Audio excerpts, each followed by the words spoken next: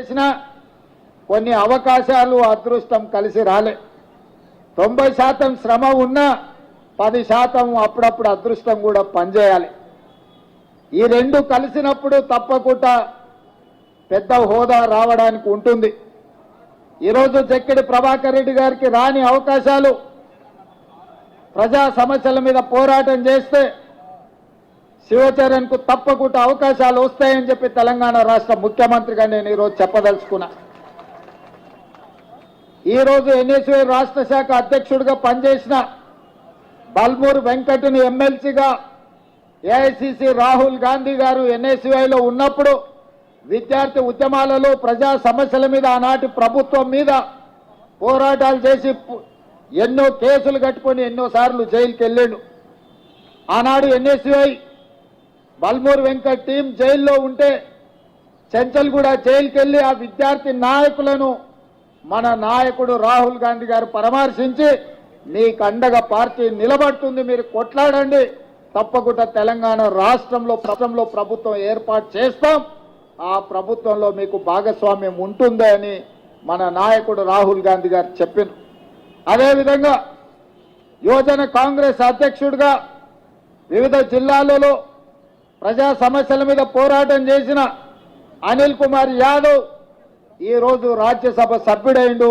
అనిల్ కుమార్ యాదవ్ కూడా కలలో ఊహించలేదు ఇంత యంగ్ ఏజ్లో ఈరోజు రాజ్యసభ వచ్చి ఎక్కడైతే శ్రీమతి సోనియా గాంధీ గారు, ఏఐసిసి అధ్యక్షుడు మల్లికార్జున్ ఖర్గే గారు చట్టసభలలో ఉన్నాడో ఈరోజు యూత్ కాంగ్రెస్ నాయకుడుగా అనిల్ కుమార్ యాదవ్ కూడా ఈరోజు రాజ్యసభ అవకాశం వచ్చింది అనంటే యువజన కాంగ్రెస్ రాజకీయాలలో ప్రజా సమస్యల మీద పోరాటం చేయడం వల్లనే.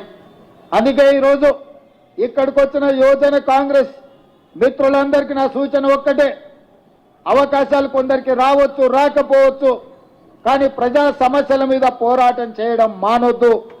ఈనాడు మన ప్రభుత్వం ప్రజలు కోరుకున్నారు, మార్పు కావాలి, కాంగ్రెస్ రావాలి అని తండాలలో, గూడాలలో, మారుమూల పల్లెల్లో ప్రతి కాంగ్రెస్ పార్టీ కార్యకర్త, దళితులు, గిరిజనులు, ఆదివాసీలు, బలహీన వర్గాలు వీళ్ళందరూ కూడా కలిసికట్టుగా మూకుమ్మడిగా కాంగ్రెస్ పార్టీ జెండా మోసి భుజాలు కాయలు కాసినా కూడా జెండా వదలకుండా మొన్నటి ఎన్నికల్లో ఖచ్చితంగా నిలబడి కొట్లాడినరు. కాబట్టి ఈనాడు తెలంగాణ రాష్ట్రంలో మనం ప్రభుత్వాన్ని ఏర్పాటు చేసుకున్నాం.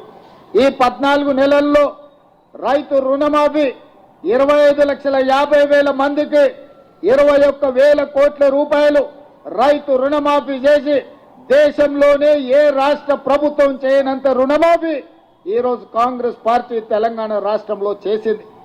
ఇదే కాదు, తెలంగాణ రాష్ట్ర ఉద్యమానికి ఆయువు పట్టైన నిరుద్యోగ సమస్య మొదటి సంవత్సరంలోనే 55,163 ప్రభుత్వ ఉద్యోగ ఖాళీలను భర్తీ చేసి ఈ దేశంలోనే తెలంగాణ రాష్ట్రం ప్రథమ స్థానంలో నిలబడ్డది ప్రభుత్వ ఉద్యోగాలు భర్తీ చేయడంలో. ఇదే కాదు, 500 రూపాయలకు సిలిండర్, 500 రూపాయల బోనస్ వరి ధాన్యానికి, అదే విధంగా ఆర్టీసీ బస్సులో ఆడబిడ్డలకు ఉచిత ప్రయాణం, ఈనాడు ప్రతి పేదవాడికి రేషన్ కార్డు ఇవ్వాలని రైతు భరోసాలో భాగంగా సంవత్సరానికి 12,000 రూపాయల సంక్షేమ పథకాన్ని, అదే విధంగా భూమి లేని నిరుపేదలకు కూడా సంవత్సరానికి 12,000 రూపాయలు పేదలకు ఇవ్వాలని ఇవాళ ఈ కార్యక్రమాలన్నీ ముందుకు తీసుకెళ్తున్నాం. పేదవాడి ఆత్మగౌరవం, ఇందిరమ్మ ఇల్లు 2004 నుంచి 2014 వరకు ఆనాడు డాక్టర్ వైఎస్ రాజశేఖర రెడ్డి, శ్రీమతి సోనియా గాంధీ గారి నేతృత్వంలో ప్రతి పేదవాడికి, ఇల్లు లేని వాడికి ప్రతి ఒక్కడికి ఆనాడు ఇందిరమ్మ ఇల్లు 25 లక్షల పేదలకు ఇచ్చి ప్రతి పేదవాళ్ళకి ఇల్లు కట్టించాడు.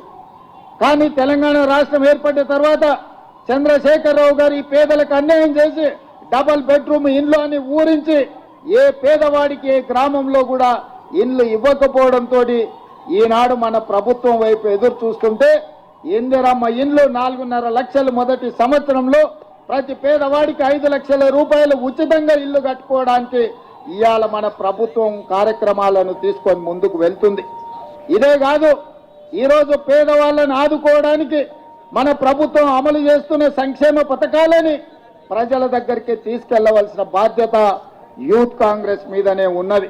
ఇవాళ ప్రభుత్వం ఒక పక్కన పరిపాలన చేస్తూ ప్రజా సంక్షేమ పథకాలను అమలు చేస్తూ ప్రతిపక్షాలను తిప్పు కొడుతూ ముందుకు వెళ్తుంటే పరిపాలనలోనే మా సమయం ఎక్కువ కాలం గడిచిపోతుంది. ఈ రోజు ప్రభుత్వం అమలు చేస్తున్న సంక్షేమ పథకాలను ప్రజలకు వివరించవలసిన బాధ్యత ఈ వేదిక మీద ఉన్న యువజన మిత్రుల మీదనే ఉన్నది. నాకు సంపూర్ణమైన విశ్వాసం ఉన్నది. ఈ రోజు ప్రభుత్వం అమలు చేస్తున్న రైతు రుణమాఫీ కావచ్చు, ఇందిరమ్మ ఇండ్లు కావచ్చు, ఇందిరమ్మ ఆత్మీయ భరోసా కావచ్చు, ఆడబిడ్డలకు ఉచిత బస్సు ప్రయాణం కావచ్చు, రాజీవ్ ఆరోగ్యశ్రీలో 10 లక్షల రూపాయలు ఉచితంగా పేద వాళ్ళకు అందించే సంక్షేమ కార్యక్రమం కావచ్చు. ఇవాళ ప్రతి సంక్షేమ కార్యక్రమాన్ని పేదల వద్దకు తీసుకెళ్లవలసిన బాధ్యత యువజన కాంగ్రెస్ మిత్రుల మీదనే ఉన్నది. ఈ రోజు ఇక్కడికి వచ్చిన వేలాది మంది రేపు భవిష్యత్తులో తండాలలో గూడాలలో వెళ్ళాలి. రేపటి జరగబోయే స్థానిక సంస్థల ఎన్నికల్లో కష్టపడ్డ ప్రతి యువజన కాంగ్రెస్ మిత్రుడికి టికెట్లు ఇప్పించే విధంగా కాంగ్రెస్ పార్టీ అధ్యక్షుడితో నేను మాట్లాడతాను. ఆనాడు నేను అధ్యక్షుడిగా ఉన్నప్పుడు చెప్పిన ఫ్రంటల్ ఆర్గనైజేషన్స్ కానీ అనుబంధ విభాగాల అధ్యక్షులు తీసుకోమంటే చాలా మంది అదేదో చిన్న చూపు చూసినట్టు మాకెందుకు ఈ పదవి అన్నట్టు కొంతమంది పక్కన పెట్టింది. నేను చెప్పిన ఈ రోజు అనుబంధ విభాగాలు ఫ్రంటల్ ఆర్గనైజేషన్లు బాధ్యత తీసుకున్న వాళ్ళకి ప్రభుత్వంలో ప్రథమ స్థానం ఉంటుంది అని. అందుకే ప్రభుత్వం వచ్చిన వెంబడే ప్రతి అనుబంధ విభాగానికి వేదిక మీద ప్రీతంతో సహా చాలా మంది ఉన్నారు. 37 మంది అనుబంధ విభాగాల అధ్యక్షులకు కార్పొరేషన్ చైర్మన్లు ఇచ్చి కేబినెట్ హోదా ఇచ్చి పార్టీ కోసం పనిచేస్తే పార్టీ జెండా మోస్తే ప్రభుత్వంలో గుర్తింపు ఉంటుందని 37 కార్పొరేషన్ చైర్మన్ల పదవులు అనుబంధ విభాగాలకు ఇవ్వడం జరిగింది. అనుబంధ విభాగాలంటే ఒక చిన్న చూపని గతంలో అనుకున్నారు. ఇవాళ అనుబంధ విభాగం అది ఎస్సీ డిపార్ట్మెంట్ కావచ్చు, ఎస్టీ డిపార్ట్మెంట్ కావచ్చు, మహిళా డిపార్ట్మెంట్ కావచ్చు, లేకపోతే చిన్న చిన్న డిపార్ట్మెంట్స్ ఏది ఉన్నా సరే ఏదో ఒక డిపార్ట్మెంట్కు నాకు పదవి ఇవ్వమని పెద్ద పెద్ద నాయకులు ఈరోజు వస్తున్నారు. అంతకుముందు అడుగుతా కూడా తీసుకోలేదు కదా, ఇప్పుడు ఎందుకు వచ్చిందా అంటే ప్రభుత్వం తీసుకున్న నిర్ణయం తర్వాత మాకు విషయం తెలిసింది. అనుబంధ విభాగాలకు అధ్యక్షులుగా ఉంటే కార్పొరేషన్ చైర్మన్లు అవ్వడానికి అవకాశం ఉంటుంది, ఎన్నికల్లో టిక్కెట్లు రావడానికి అవకాశం ఉంటుందని ఇప్పుడు అర్థమైంది. అందుకే మేము బాధ్యత తీసుకుంటామని ముందుకు వస్తున్నారు.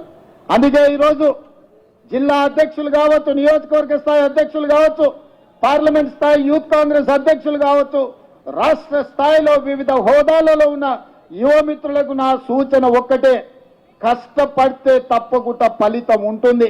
కష్టపడ్డోని కాపాడుకునే బాధ్యత కాంగ్రెస్ పార్టీ తీసుకుంటుంది. అధ్యక్షుడు మహేష్ కుమార్ గౌడ్ గారు తీసుకుంటారు, ముఖ్యమంత్రిగా నేను